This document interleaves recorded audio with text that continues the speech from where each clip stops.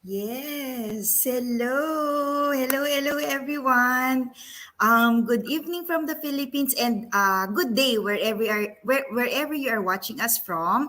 And welcome to our season ender of Weekend Bites, 'di ba? Parang ano lang, parang season finale lang ng isang Netflix series, 'di ba? So, to our loyal viewers, thank you for tuning in today and Yes. we hope you can engage with us and leave us a message and just say hi and tell us where you're watching us from. And for those first timers, of course, we want to introduce ourselves first, so I'll go first. I'm Ayin. I'm here in the Philippines, in the summer capital of the world. Super init today ngayon dito dahil sa El Nino. So anyway, I'm a digital business owner, mentor and strategist, and I'm also a wife, a mom, and a mom to my 5-year-old daughter. Yan. All right. So, from the summer capital of the Philippines, I think we are also one of the hottest areas of the Middle East right now. My name is Liz. Hi, and I'm coming to you live from Dubai. It's currently 5:11 here in the afternoon. It's 43 degrees outside. Very Wow. humidity. So it's very warm here, but we are all happy to see you here on our season ender. So I'm an OFW for 15 years now. I'm a wife, I'm a cat mom, and I'm also a digital business owner and mentor for 3 years now. Hello, everyone. Yeah. Hi. Ako naman. Good morning. It's 7:12 a.m. here from Alberta, Canada. Hindi ko alam kung ano na yung temperature. Napag-google ako, pero ang bilis pa. But it's summer now, so okay ang temperature ngayon. I'm Louville. So again, I'm based here in Alberta, Canada. I am a mom of two young kids. I work as an admin professional and also a digital business owner and coach for 4 years na pala. Wow. Ayan, happy anniversary pala. Business anniversary, Luville. So, balik tayong Pinas. Well, actually, kumulan kanina pero mainit pa rin. So, maaraw na umuulan. So, anyway, ingat tayo sa sakit because of the season. So, I'm back. I missed the last episode. I'm Mel, by the way. I'm an accountant by profession, a former banking and finance professional, a foodie, a wife, also a cat mom, and a digital business owner slash consultant for 3 years now. Yes. Nako, puro pala sa may init tayong lugar ngayon. Well, except for Louville, comfy weather diyan sa kanila. So Yeah. there. Season ender, 9 incredible episodes. So very proud of us ladies. For our final episode for today, we don't why don't we give our viewers a time to reminisce? Yeah. Let's recap our insightful and inspiring episodes and maybe just to quickly have a rundown. Start off with our first information filled episode, maybe from Liz. Yes. Ayan, so we started our season 2 of the Weekend Bites with a very important topic, which is about social media marketing 101. So in this topic, some of the things na diniscuss natin is bakit tayo nagsa-social media and paano natin nagagamit yung social media, right? And some of the key points that we've shared is, how social media nowadays is very different to how it was before during Friendster time, Multiply time, di ba? Kasi now talaga, all businesses, if not most businesses, if not all businesses, are in social media, right? Because we know that's where your customers are. So it's just not being in social media means marami kang nami-miss out in terms of its opportunity, di ba? We've shared with our viewers how much Facebook, Instagram, Google, and of course now, YouTube and TikTok has been very instrumental in growing and scaling an online business. Kasi most importantly, first and foremost, the internet is not sleeping, and it's open 24/7, and talagang yung reach mo, yung page and brand reach mo is much wider than not having a social media account. So ayan, that is our very first episode. And also we shared something like insights into making sure that we are also up to date. Us as business owners, we are up to date on what's happening in terms of social media trends. sabi natin, yung attention ng mga viewers natin is very short term na, di ba? Kaya nga, we can see the popularity of short form videos like TikTok and Reels, and of course, YouTube Shorts. Ayan. Yes. So that's a recap of our episode 1.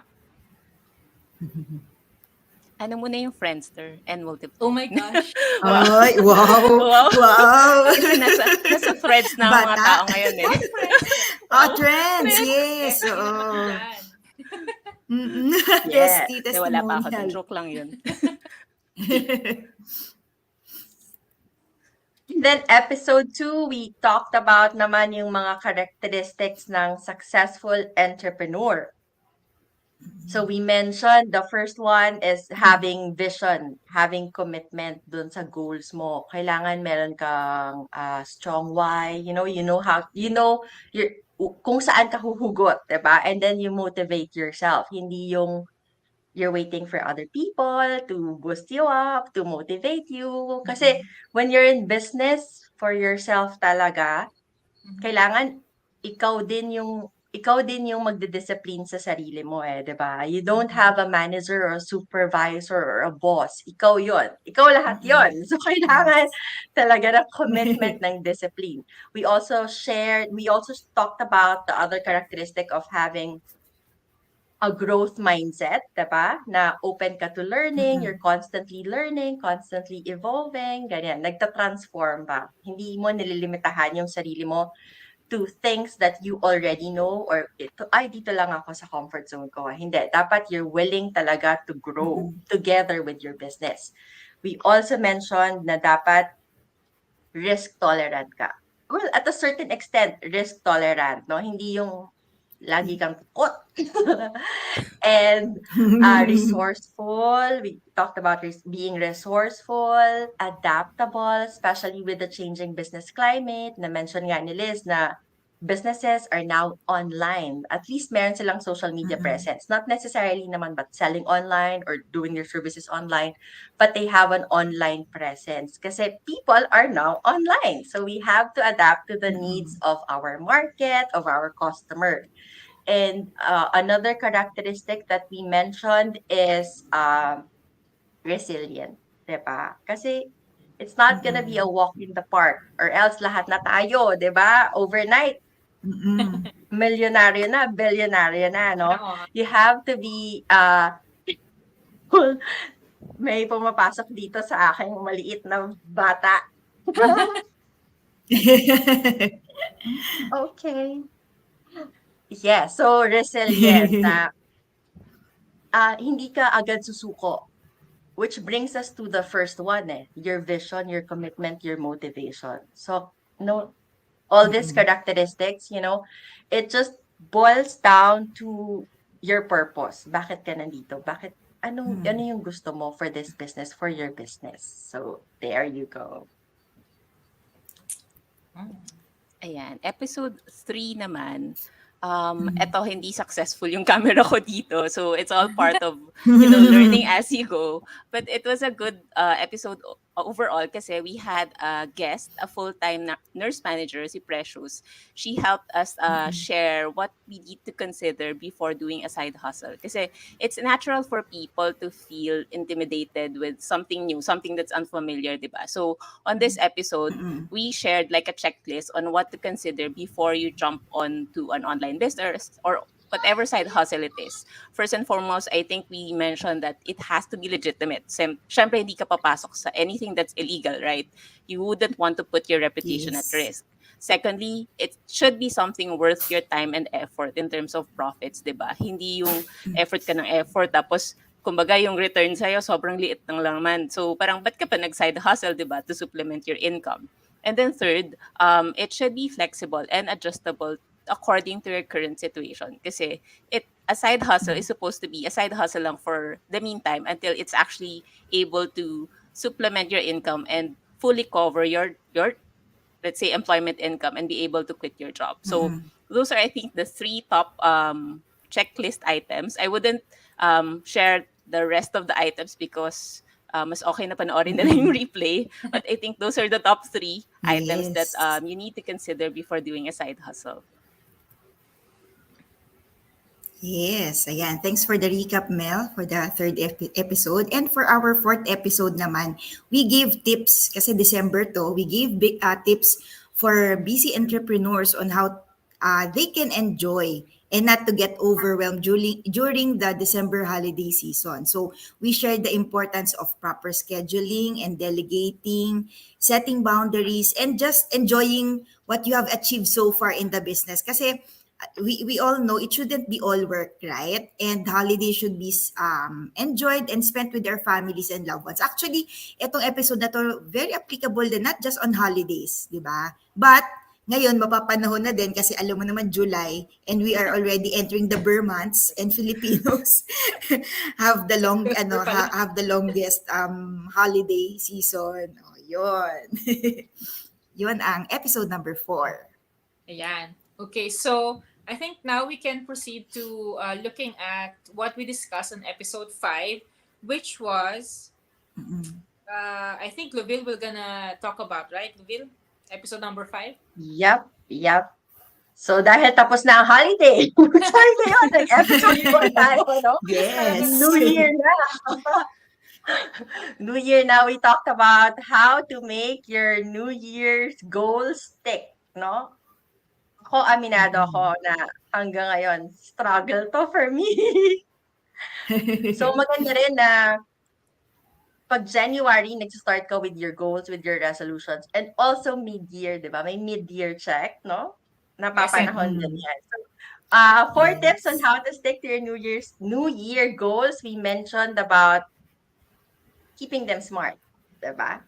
Para mas madali, mas madaling i-action ba? Actionable, ganyan. Mas madali siya gawin. And then we also said, ito gusto ko yung be gentle with yourself then. Yeah. Now, huwag ka masyadong yung super results-oriented. Although it helps that you're super focused and results-oriented, you have to realize din na may mga unforeseen na mga unexpected events na mangyayari along the way. So, you have to be gentle with yourself, celebrate your wins, maliit na win or super laki na win. Of course, you celebrate that. And then we said, I think, keep an eye on relevant trends, diba? Yun pa rin. When you're an entrepreneur, you have to keep an eye on relevant trends kasi pwede yung goal mo that time, medyo mag-slight lang, no? Medyo matitweak lang ng slight because of the changing trends. Yun ang mga tips na binigay natin pagbalik natin after the holidays. Ayan. So, syempre, after January comes the love month, which is February. So, dedicated our episode 6 into sharing with our audience, our viewers, what are the top things that what makes us love this business, diba? This business talaga is something that we truly love. No wonder we are still here even after 4 years or 3 years in the business, diba? It's very evident how we continue to do this business, despite sabi nga ni Levit, it's not a walk in the park. We still have struggles sometimes, but because we know our vision, we know our why, we do this business, diba? So some of the things that we've shared with our audience is that number one, this business really adjusts to you, diba? We've highlighted how this is very flexible, how you can run this business by according to your own pace kasi we have so many different types of individuals doing this business. Merong full-time professionals, merong stay-at-home parents, merong grandmothers, merong just starting in their career or starting their family. So marami talagang life situations that will impact how you run your business. But then the beauty again of this business is that it adjusts you. No, it continues to run kahit na busy ka with your kids, sending them to school or spending time with them. So really one of the best reasons why we love this business, diba? And the second biggest one is it helps you grow. Not only personal development, but also, especially for the 4 of us, diba? We're doing this business with our spouses, with our partners. Then it really helps that you grow together as a couple. It's something that that bonds you together, di ba? Yung mga goals nyo, pinagtutulungan ninyo. And also the mentee-mentor relationship, di ba? Because we are business mentors, We also help each other grow in terms of, building more confidence, building more knowledge about social media marketing, or simply just, widening your network or your community of like-minded people who are, very keen to work on the goals that meron sila for themselves, for their families, for their next generation, di ba? So, and we also highlighted how being in this online business community that's been thriving for many years now, it really helps us to, to highlight na it's very important to belong to a community who supports you. Diba? Malaking bagay talaga yung maraming tao there na despite you have struggles or have challenges, meron kang mga hiccups, nandyan sila to help you grow as well. Ayan. So that is episode number 6, What Makes Us Love This Business. Ayan. So from the love month, we went to something more basic on episode 7. And this is something that is most frequently asked from all of us, basically. Why do people need to watch the webinar? And the interested people about the digital business keep on asking us about this. For one, that's where we are able to share more efficiently the basics about the digital business model. And that's where we also share our results, our story, along with other people in the community who also share their results. It can be as real as it gets during those webinars, emotions that are so raw and all, and people who would be vulnerable as well. So that's why we really encourage interested people to watch it for themselves, because it could be something that they would really resonate with, and it's something that is like an answered prayer to them. So that's why we really encourage people to watch the complimentary webinar before they even jump onto the next steps. Yes, oo. Very important episode. Very basic but very important.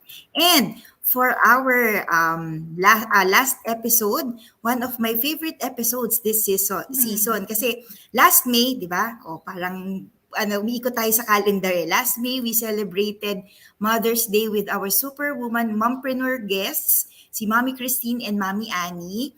Super inspiring nitong episode na to because they shared how they were able to juggle many hats, yung pagiging wife nila, pagiging mom, daughter, employee, and of course, digital business owners. And I think they showed us that we can succeed in the online space no matter how hectic life can be. Diba? So life happens, ang dami natin ginagawa. And I think parang doon sa kaninang na-mention, what makes us love the business, it boils down or it's a matter of choosing the right business for you. Like sabi doon ni Mami Christina, she likes the business because it's flexible, on the go, and it's fully semi-automated. And I think at the end of the day, it's very important din ang time management, setting priorities, and having a strong support network, just like what Liz mentioned also earlier, that then that can come either from our families or from our digital business community. So ayun ang ating episode 8. Nakakatuwa, no? Parang we've gone through so many episodes, and I think we've covered so many important insights and topics. So we are very thankful that, we've had these audiences who's giving us feedback on what else they want to learn about this business. That's why we're also able to curate ano yung mga gusto naman nating i-share sa kanila for our next episodes, di ba? Yan. So, if you notice, our past episode actually reflect what has been happening during that month or during that season, for that matter. Yes. And yun nga, even the changing seasons in our life, to borrow Luvil's Yes. words in the past episode. Diba? We hope we were able to provide value through our tips and insights, and that you also found some inspiration and even got some entertainment sa mga bloopers namin during the episodes or our stories along the way. And as we move on to season 3, we'll be coming up with even more exciting topics, fresh perspectives about the digital landscape, and even more interesting guests from various backgrounds and life We're situations. excited ako sa mga guests. Diba? Yes. Para hindi lang tayong apat lang Yes. lagi din. So, Oo. we'll be having teachers, medical professionals, even finance and insurance advisors, maybe dads, couples, Mm-mm. singles, and even traditional business owners. Para we also cover different perspectives about people who's Mm-mm. actually doing something else as well on the side of being a digital business owner. So in the meantime, Mm-mm. you can check the previous episodes of Weekend Bites on our respective Facebook pages or YouTube accounts, or catch the latest free webinar by signing up on any of our websites, which will show at the end of Mm-mm. this episode. And yun, once again, thank you. Thank you, Ayin, Loville, and Liz. And Thank thank you Thank you, to thank you. everyone you. Thank you, who watched us live ladies. since Yes. Oh, episode Yes. before we 1. go, let's say hi to some of our Ay, viewers. oo nga. Oh, meron. Yes. Oh, hi, Oo. Grace. Hi, Hello. Hi. Grace. Watching from Bangkok. Hi, Grace. Hello. Hi, Hi, Mommy Ann. ladies watching live. Hi, Hello. Oh, Hi, Annie. Annie. Annie. Mommy was our guest in Ayan. our episode 8.